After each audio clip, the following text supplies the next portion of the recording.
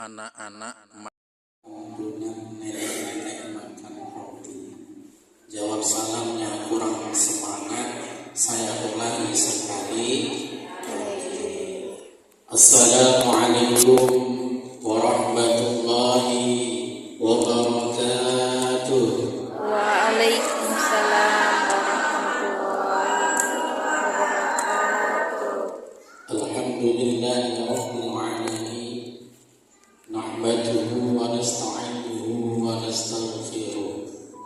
Wa na'udzu billahi min shururi anfusina wa min sayyiati a'malina. May yahdihillahu fala mudilla lahu wa may yudlilhu fala hadiya lahu. Asyhadu an la ilaha illallah wahdahu la syarika lahu wa asyhadu anna Muhammadan 'abduhu wa rasuluhu la nabiyya ba'dahu. Wassalatu wassalamu ala Rasulillah Muhammad bin Abdillah wa ala alihi wa ashabihi wa man la hawla wa la quwwata illa billah. Faqala Allah ta'ala fi kitabihil karim. Bismillahirrahmanirrahim. Kok diem?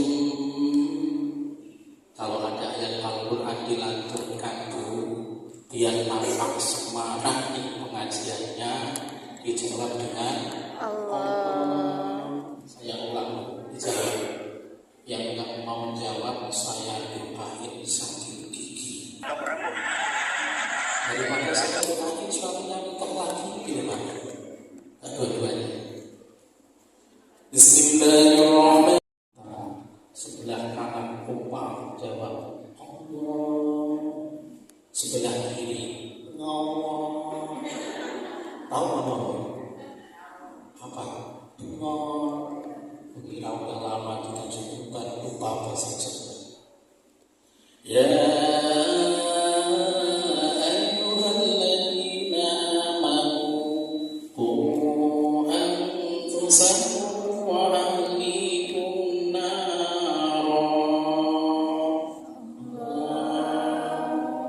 Ya ayyuhalladzina amanu, hai orang-orang yang beriman, qu anfusakum, jagalah diri kalian, wa ahlikum, dan keluarga kalian, naron, dari siksa api neraka. Al-ayat surah.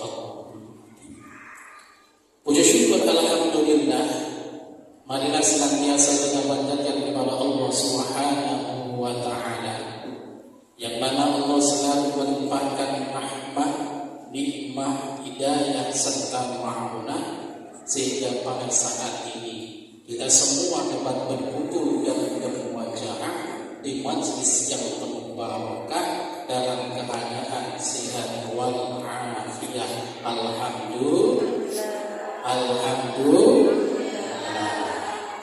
Shalawat teriring ke sana, semoga tercurahkan dan terlimpahkan kehadiran baginda Rasulullah Muhammad sallallahu alaihi wasallam wa ala alihi wa ashabihi ajma'in. Ibu-ibu sini cinta gak sama baginda Rasul? Cinta. Kenal sama baginda Rasul? Kenal. Kenalannya di mana? Di Solo. Memang Nabi Muhammad lahir di Dentona. Kita kenal sama baginda Rasul, yaitu lewat para alim ulama, para ustaz guru, menerangkan tentang sejarah baginda Rasul. Walaupun baginda Rasul sudah wafat, tapi ajarannya masih hidup sampai yaumil qiyamah. Alhamdulillah. Arkanul mahabbah salas, bahwa tanda orang cinta itu ada 3. Ketika seseorang ingin cinta kepada orang lain, atau kita cinta kepada baginda Rasulullah Muhammad sallallahu alaihi wasallam, maka ada 3 tanda yang harus ada pada diri kita. Yang pertama, tanda orang cinta itu dikrusuhu abadan, yaitu selalu menyebut-nyebut nama orang orang yang dicintai. Contoh, Paijo cinta sama Tukinem. Ada nggak Tukinem? Alhamdulillah nggak ada. Paijo cinta sama Tukinem. Tengah malam Paijo tidur, mata terlelap terpejam mulut ngigau. I love you, I love you. Padahal dalam keadaan tidur, itu pun masih ingat pada orang yang dicintai. Kalaulah kita ini cinta sama baginda Rasul, maka kita pun harus banyak-banyak menyebut nama Rasul, yaitu dengan memperbanyak baca sholawat. Sholawat itu amalan yang paling enak dulu. Sholawat itu amalan yang paling ringan, tapi pahalanya besar. Karena ketika seseorang baca sholawat, walaupun ia main-main di dalam baca sholawatnya, bahkan ketika ia baca sholawat ini dengan niat, dia tetap mendapatkan pahala dari Allah Subhanahu wa Ta'ala. Sholawat itu banyak macamnya. Ada sholawat tibil, ada sholawat fatih, ada sholawat nariyah. Biasanya ibu-ibu kalau masjid taklim itu pakai sholawat nariyah. Hafal ya? Allahumma sholli sholatan kamilatan wa sallim salaman tamman ala sayyidina Muhammadin. Itu sholawat nariyah dan seterusnya. Tapi mentang-mentang baca sholawat sambil main-main kita mendapat pahala, tapi jangan sampai dirubah lafaznya, nanti malah dirubah Allahumma sholli sholatan kalimatan Sulawesi Selatan Tanjung Uban Tanjung Pinang tidak lupa kota Batam. Itu bukan sholawat kepada Nabi. Boleh main sambil baca sholawat, tapi sholawat jangan dipermainkan. Semua punya adabnya, dan adab itu lebih tinggi daripada ilmu atau kepandaian seseorang. Maka orang cinta itu tandanya selalu menyebut-nyebut orang yang dicintai. Kemudian yang kedua adalah orang cinta itu nyontoh kepada orang yang dicintai. Kita bisa tengok anak-anak kita ini. Kalau anak-anak kita ini cinta sama film Superman yang bisa terbang itu, habis nonton film Superman, ia masuk ke dalam kamar, buka lemari, ambil sarung, kemudian sarung diikat di leher, kemudian tangannya ke atas, seakan-akan ia terbang, padahal aslinya nggak terbang. Cuman karena dia cinta, berarti dia nyontoh. Begitu juga dengan ibu-ibu sini nih. Kalau ibu-ibu sini ini cinta sama film India, pagi-pagi mau ke warung, mau belanja, di tengah perjalanan sambil nyanyi-nyanyi, koi mil gaya, meradil gaya, kiapa tahu yaro, metohil gaya, milhi gaya. Sampai di warung ditanya sama penjualnya, mau beli apa jeng? Itu pun jawabnya masih pakai bahasa India. Tumbas mili jahe, satu on aji, buat bumbu di dapur he, kucek-kucek matane. Apa? Kucek-kucek matane. Kukira kucek-kucek matane. Kalau kita cinta sama baginda Rasul, maka kita pun harus mencontoh baginda Rasulullah Muhammad sallallahu alaihi wasallam. Apa yang dicontoh? Yaitu akhlak baginda Rasul, ajaran Rasul, sunnah Rasul yang kita contoh. sehingga kita benar-benar menjadi orang yang cinta kepada baginda Rasulullah Muhammad sallallahu alaihi wasallam. Kepada wahyu Allah yang diturunkan kepada baginda Rasulullah Muhammad sallallahu alaihi wasallam. Di antaranya wahyu yang diturunkan kepada Nabi Muhammad yang diperuntukkan kepada umatnya termasuk kita ini adalah ibadah puasa.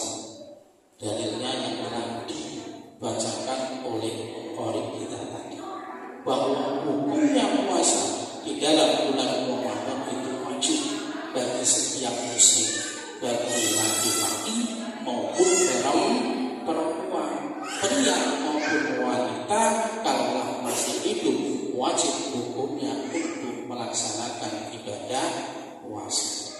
Itu dengan datangnya bulan Ramadan yang akan datang, sampai saat ini yang kita peringati untuk mempersiapkan bulan Ramadan ini, kira-kira hatinya senang apa sedih? Alhamdulillah senang.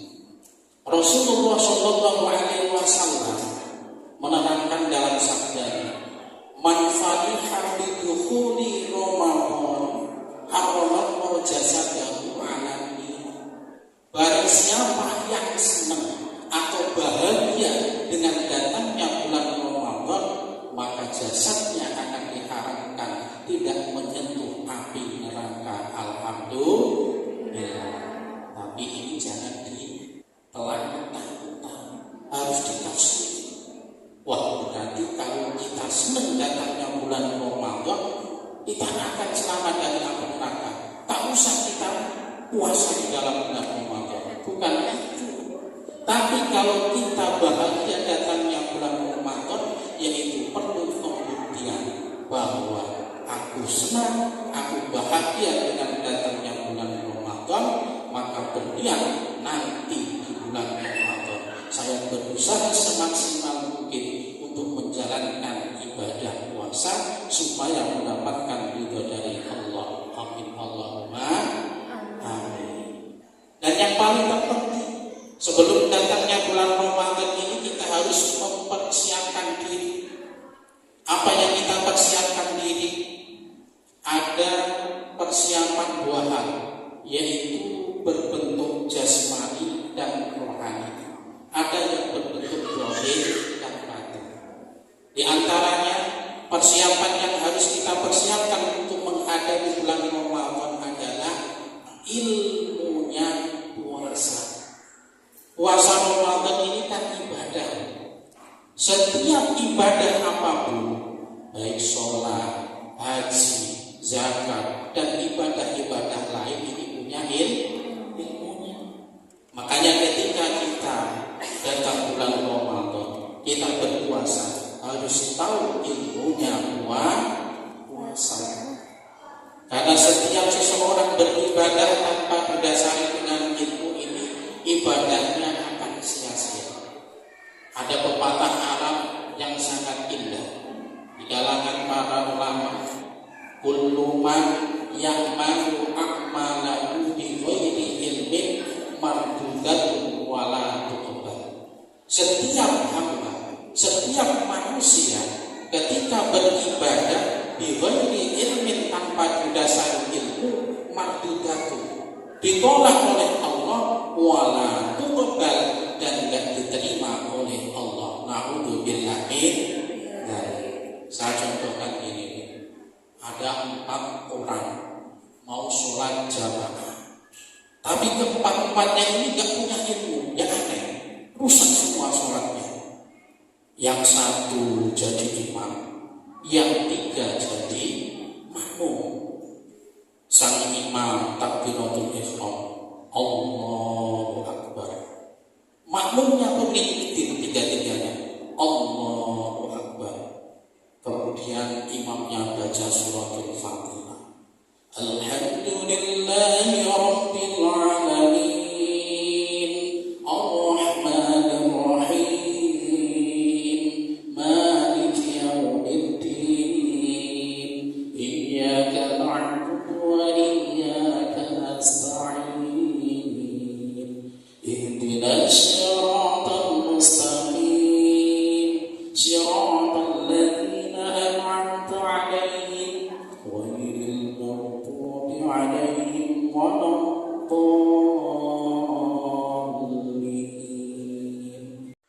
Sebelum makmum jawab amin, tiba-tiba ada suara yang indah dan merdu didengar. Bunyinya gini, ternyata imamnya kentut. Nah, imamnya nggak tahu kalau kentut itu batalin sholat, tetap khusyuk sedikit pun tanpa bergesek. Kira-kira kalau kentut batal sholatnya. Jamaah makmumnya yang di belakangnya, pas di belakangnya ngingetin, tapi ngingetinnya juga nggak pakai ilmu. Ingatnya gini, imam, kalau sholat itu jangan kentut, nanti sholat kamu batal, sholat mau kira-kira sah, sah sholatnya batal. Sebelahnya jamaahnya ingetin, mas, kalau sholat itu jangan ngomong, diamlah kayak saya. Padahal dia ngomong sendiri.